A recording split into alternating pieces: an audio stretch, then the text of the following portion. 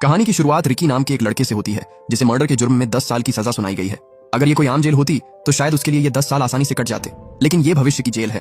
सन 2001 के बाद दुनिया भर की सरकारों ने सभी जेलों को प्राइवेट कर दिया था, जिसका मतलब है कि इन 4 दीवारों में वार्डन का अपना ही कानून चलता है। ये पैसों के भूखे लालची लोग इन कैदियों को गुलामों की तरह इस्तेमाल करते हैं, पर इन्हें जरा भी अंदाजा नहीं है कि इनकी जेल में किसने कदम रखा है। कैदियों से भरी एक बस जेल की चेक पॉइंट्स को क्लियर करते हुए मैक्सिमम सिक्योरिटी जोन में आती है। बाकी जेलों की तरह ये भी एक प्राइवेट जेल है।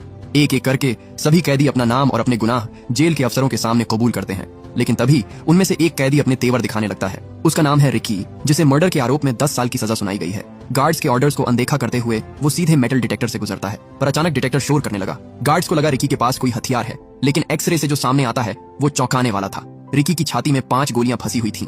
गार्ड्स ने पूछा, तुमने इन्हें निकलवाया क्यों नहीं? जिस पर रिकी मुस्कुराते हुए जवाब देता है कि उसने इन्हें याद के तौर पर रखा है। जब तक मैं जिंदा हूँ ये मेरे साथ रहेंगी। साफ पता चल रहा था कि रिकी कोई आम इंसान नहीं था। उसके अंदर दर्द सहने की असहनीय शक्ति थी। इसके बाद हमें बताया जाता है कि ये जेल 4 हिस्सों में बटी हुई है और हर ब्लॉक को एक कैदी कंट्रोल करता है, जिन्हें वार्डन ने ही चुना है। वार्डन इस जेल का सबसे पावरफुल आदमी है। उसके बाद आता है असिस्टेंट वार्डन, जो उसके ना रहने पर सब कुछ कंट्रोल करता है। अगले सीन में हम एक बूढ़े आदमी को देखते हैं जिसे कुछ कैदी परेशान कर रहे थे। उन्होंने उसकी लकड़ी की ट्रेन तोड़ दी, जो उसने अपने बेटे के लिए बड़ी मेहनत से बनाई थी। बाकी कैदी बस चुपचाप खड़े तमाशा देख रहे थे, लेकिन किसी ने भी उसकी मदद करने की हिम्मत नहीं की। पता चला कि इस आदमी की कुछ ही दिनों में बेल होने वाली थी, लेकिन जेल के कप्तान का राइट हैंड सैमुअल उसे धमकी देता है कि जब तक मैं इजाजत ना दूं तू यहाँ से बाहर नहीं जाएगा। ये सुनकर बूढ़ा आदमी गुस्से में आ जाता है और वुड स्लाइसर उठाकर उस पर हमला करने की कोशिश करता है, मगर सैमुअल फुर्ती से उसे पकड़ लेता है और उसी स्लाइसर से उसका मुंह बेरहमी से छील देता है। उसकी चीखें सुनकर गार्ड्स वहां पहुंचते हैं, लेकिन मदद करने की बजाय उन्होंने सैमुअल को वहां से जाने दिया और पूरे मामले को दबाने की कोशिश की। सैमुअल जैसे ही आगे बढ़ा, रिकी ने उसके रास्ते में टांग अड़ा दी, जिससे वो सीधा कीलों के ऊपर जा गिरा। सैमुअल दर्द के मारे चिल्लाने लगा, पर उसके साथियों ने रिकी से उलझना ठीक नहीं समझा और सबसे पहले अपने बॉस को डॉक्टर के पास ले गए। सैमुअल की जान तो बच गई, पर वो एक आंख से अंधा हो गया था।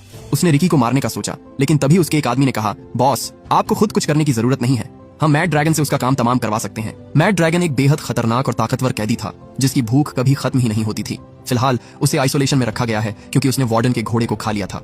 अगले दिन सैमुअल ने गार्ड्स को रिश्वत दी और कहा कि मैड ड्रैगन को रिहा कर दो ताकि वो रिकी को मार सके। वहीं दूसरी ओर हम उस बूढ़े कैदी को देखते हैं जिसे एक गार्ड अपने पास बुलाता है और उसे बताया जाता है कि उसकी रिहाई को कैंसिल कर दिया गया है। अब उसे अपनी पूरी सजा काटनी होगी। ये सुनकर वो बूढ़ा कैदी रोने लगा, गिड़गिड़ाने लगा और उनसे रहम की भीख मांगी, लेकिन किसी को उस पर तरस नहीं आया। उल्टा उन लोगों ने उसे खूब पीटा और वहां से चले गए, जैसे वो इंसान नहीं, बस एक बोझ हो जो अब किसी काम का नहीं। इस बेरहम सिस्टम से टूटकर आखिरकार उस बूढ़े कैदी ने खुदकुशी कर ली।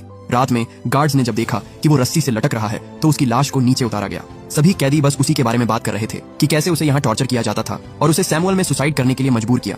रिकी अपनी सेल में चुपचाप बैठा ये सब सुन रहा था। जब गार्ड्स उसकी लाश को बाहर ले जा रहे थे तो रिकी उनके सामने आकर खड़ा हो गया। उसने कहा, ये मर चुका है, कम से कम मरने के बाद तो उसे बख्श दो।